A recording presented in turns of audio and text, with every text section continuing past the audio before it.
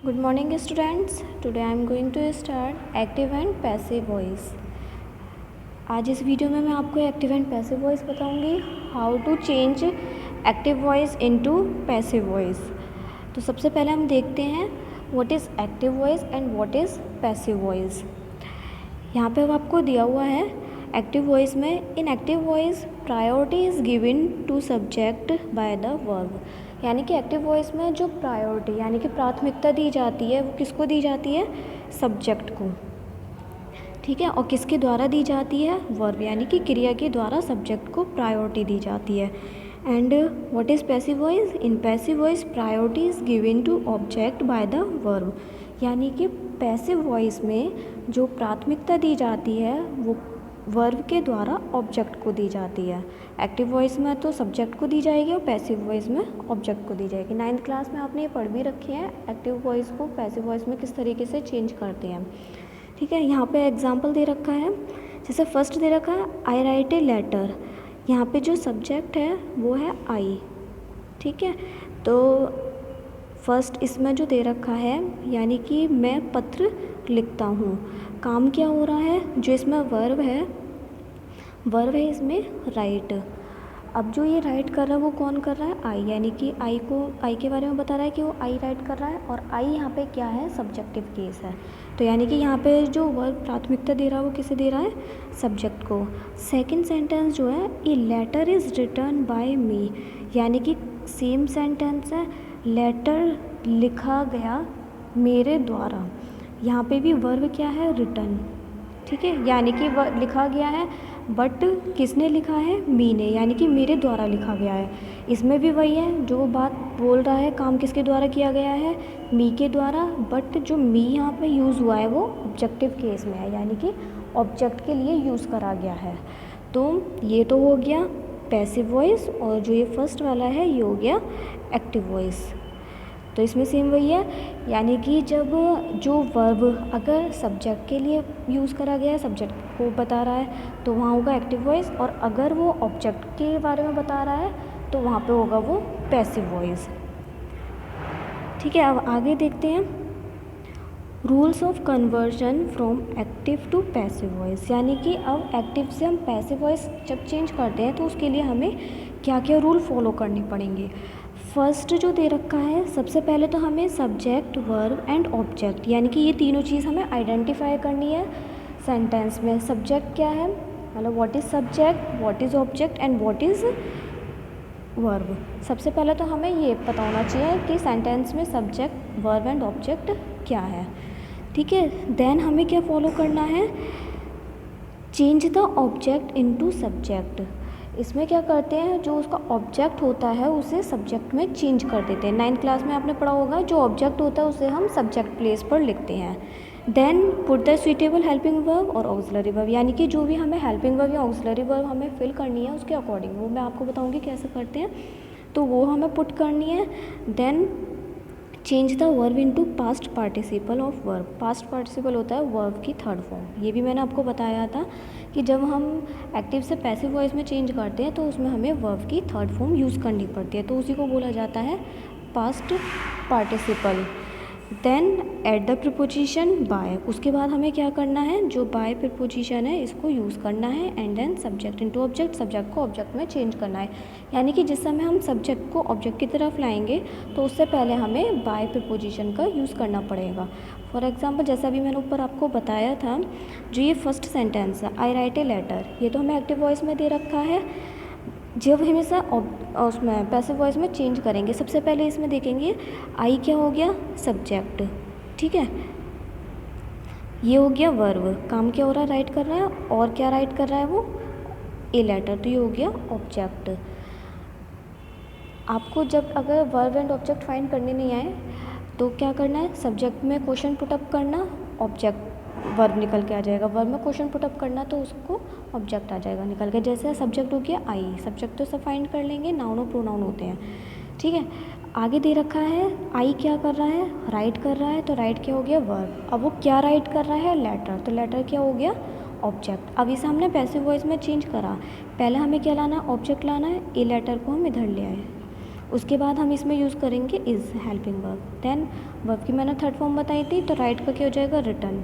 अब जब इसे आई को हम इधर लेके जाएंगे, एक तो वो मी में चेंज हो जाएगा क्योंकि यहाँ ऑब्जेक्ट प्लेस पे आ जाएगा, उससे पहले हमें बाय का यूज़ करना है, प्रीपोजिशन का। ठीक है, इसके लिए वो होता है, जैसे मान लीजिए आपको सेंटेंस में दिया होगा सब्जेक्ट, उसके बाद क्या होगा, वर्ब, देन ऑब्जेक्ट। ठीक है, तो आपको क्या करना है, जो ये ऑब्जेक्ट होगा इसे इधर लाएंगे, तो इस पैसिव वॉइस का वो क्या बन जाएगा, सब्जेक्ट। उसके बाद हेल्पिंग वर्ब तो आएगी, और जो वर्ब यूज़ करनी है वो थर्ड फॉर्म यूज़ करनी है। ठीक है, और जो सब्जेक्ट होगा इधर जाके वो क्या बन जाएगा, ऑब्जेक्ट। और जिस समय वो ऑब्जेक्ट बनेगा तो उससे पहले हमें बाय का यूज़ करना है। ठीक है, क्योंकि अभी मैंने बताया था, मतलब उसका जो मीनिंग आएगा वो के द्वारा आएगा, तो उसके लिए हमें बाय का यूज़ करना पड़ेगा। ये होता है आपका, मतलब रूल्स होते हैं किस तरीके से आपको चेंज करना है एक्टिव से पैसिव। अब यहाँ पे आपकी जो प्रोनाउन है वो किस तरीके से चेंज करने हैं, यहाँ पे वो दे रखे हैं। जैसे ये सारे दे रखे हैं आपके एक्टिव वॉइस के। अगर एक्टिव में मान लो आई दे रखा है, अभी वो आया भी था, जब आई आया था तो पैसिव वॉइस में उसे हमने क्या कर दिया था, मी, क्योंकि ये सारे जो हैं ये तो है सब्जेक्टिव प्रोनाउन, और जब इन्हें ऑब्जेक्टिव प्रोनाउन चेंज करेंगे तब वो इस तरीके से बनते हैं। तो आपको ये भी पता होने चाहिए, आई किस में चेंज हो जाएगा, मी में, ही किस में होगा, हिम में, यू यू, वी का us, she her, they them, it का इट, और हु को चेंज करते हैं हुम में। ठीक है, तो ये आपके होते हैं प्रोनाउन किस तरीके से चेंज करने होते हैं हमें। आगे है, अब यहाँ पे है टेंस के अकॉर्डिंग आपको कैसे चेंज करने हैं। फर्स्ट होता है प्रेजेंट इंडेफिनिट टेंस। ठीक है, प्रेजेंट इंडेफिनिट टेंस में क्या होता है, आपने पढ़ रखे हैं, पहचान क्या होती है, ताते ती। ठीक है, उससे अभी आपको कोई मतलब नहीं है। प्रेजेंट इंडेफिनिट टेंस में हम यूज़ क्या करते हैं, वर्ब की फर्स्ट फॉर्म, या फिर उसमें ऐसे ही एस आता है तो वर्ब की फर्स्ट फॉर्म भी आती है, या फिर उसके साथ एस या ई एस भी यूज़ होता है, और डू और डज ये भी आता है। अगर एक्टिव में ये दे रखा है तो पैसिव वॉइस चेंज करने के लिए हमें क्या लगाना है, इज़ एम आर का यूज़ करना है, और वर्ब की थर्ड फॉर्म यूज़ करनी है। प्रेजेंट कॉन्टीन्यूअस टेंस जिसमें क्या आते हैं, is am are plus verb में आई एन जी होती है, तो आपको is am are plus being लगाना है। बीइंग हम अपने पास से एडिशनल लगाना है। ये किस लिए लगाते हैं हम, क्योंकि हमें वर्ब को थर्ड फॉर्म करनी होती है, बट कंटिन्यूस में ये भी होता है हमें आईएनजी फॉर्म भी यूज़ करनी होती है, तो इसीलिए हम बी के साथ आईएनजी फॉर्म यूज़ कर देते हैं, तो वो कंटिन्यूस की वो हो गया आईएनजी फॉर्म, और साथ में वर्ब की थर्ड फॉर्म जो कि हम पैसिव वॉइस में यूज़ करते हैं। ऐसे ही प्रेजेंट परफेक्ट टेंस, इसमें क्या आता है, हैज़ हैव, तो जब हैज़ हैव आते हैं तो उसके साथ बीन, हैज़ बीन या हैव बीन का यूज़ करना होता है, एंड वर्ब की थर्ड फॉर्म। तो इसमें भी यही है, बी की थर्ड फॉर्म होती है बीन, तो हैज़ और हैव के साथ हमें थर्ड फॉर्म यूज़ करनी होती है, इसलिए हमने बीन का यूज़ कर दिया है। ठीक है, पास्ट इंडेफिनिट टेंस जिसमें या तो वर्ब की सेकंड फॉर्म आती है या फिर डिड आता है, तो उसमें हमें यूज़ करना है वॉज वर। ऐसे याद कर सकते हो, प्रेजेंट इंडेफिनिट मतलब वर्ब की फर्स्ट फॉर्म एस या एस होगी या डू डज होगा, तो इसके लिए हमें इज़ एम आर, क्योंकि इज़ एम आर प्रेजेंट में होता है और वॉज वर्ब पास्ट में होता है, तो वो पास्ट इंडेफिनिट में यूज़ होगा। पास्ट कंटिन्यूस जिसमें वॉज और वर आता है, इसमें भी सेम वही चीज़ है, आईएनजी फॉर्म है, तो इसमें बीइंग लग जाएगा। वर्ब की third form past perfect tense, ये भी वही है, हैज़ हैव हैड, बीन लग जाएगा। Future indefinite tense, future indefinite tense वो होते हैं जिनमें विल और शैल यूज़ होता है, तो उसके साथ हमें बी यूज़ करना है। ठीक है, फ्यूचर परफेक्ट टेंस, इसमें विल हैव दिया होता है तो उसके साथ बीन लगाना है, क्योंकि हैव इसमें हमें परफेक्ट में थर्ड फॉर्म करनी होती है, तो इसलिए हैव के साथ बीन आ जाएगा। तो सिंपल आप बस इस तरीके से ध्यान रखना, जब आपको जैसे आईएनजी फॉर्म वाले हैं इज़ एम आर और वॉज वर, तो उसके साथ बीइंग का यूज़ करना है। ठीक है, ध्यान रखने में, इसमें याद रखने की भी ज़रूरत नहीं है, बस आपको समझना है इज़ एम आर और वॉज वर के साथ आपको वर्ब में आईएनजी फॉर्म मिलेगी, तो वहाँ से आईएनजी हटा के, क्योंकि हमें वर्ब की थर्ड फॉर्म करनी है, तो आईएनजी हम कहाँ लगा देंगे, बीइंग में। नेक्स्ट है हैज़ हैव हैड, अगर हैज़ हैव हैड दे रखा है आपको तो वहाँ पे क्या लगाना है आपको, बीन, क्योंकि हमें हैज़ हैव हैड के साथ थर्ड फॉर्म यूज़ करते हैं, तो बीन यूज़ कर देंगे और वर्ब की थर्ड फॉर्म कर देंगे।